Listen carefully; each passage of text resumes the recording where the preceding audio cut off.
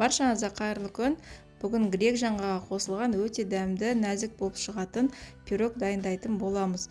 Ол үшін ең алдымен бізге бөлме температурасында тұрған сары майымыздың үстіне қантымызды салып, жақсылап тұрып екеуін араластырамыз. Яғни сары майымыз бен қантымыз екеуі бірігуі керек. Араластырып болғаннан кейін үстіне жұмыртқамызды жарамыз.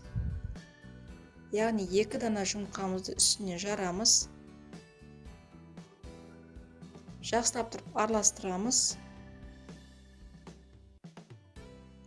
Араластырып болғаннан кейін үстіне қаймағымызды саламыз.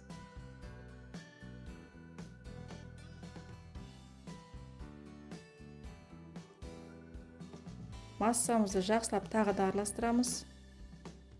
Араластырып болғаннан кейін 1 шай қасық разрыхлителімізді салып, тағы да массамызды араластырамыз. Барлығын араластырып болғаннан кейін үстіне ұнымызды салып, тағы да араластырамыз. Қамырымыз дайын, енді салмасына кірісеміз. Бізге салмасына еріп тұрған сары майдың үстіне қантымызды салып, жақсылап араластырамыз. Қантымыз бен май бірігу керек.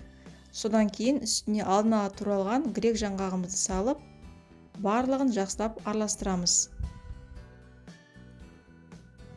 Салмамыз дайын. Енді противнімізге қамырымыздың жартысын құямыз.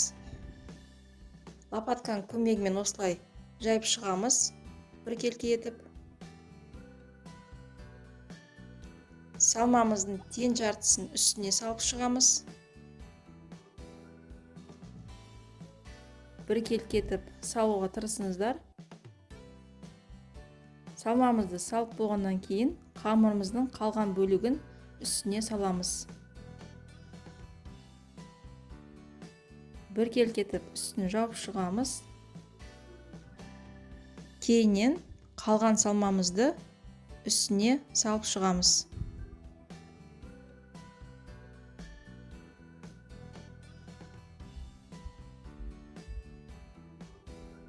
Біркелкі етіп салып болғаннан кейін қызып тұрған пеште 180 градуста 30-40 минуттай пісіріп аласыздар қызарғанша.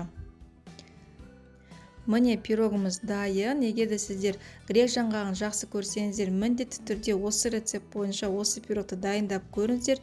Еш өкінбейсіздер, қамыры өте нәзік, жұмсақ болып шығады. Астарыңыз дәмді болсын.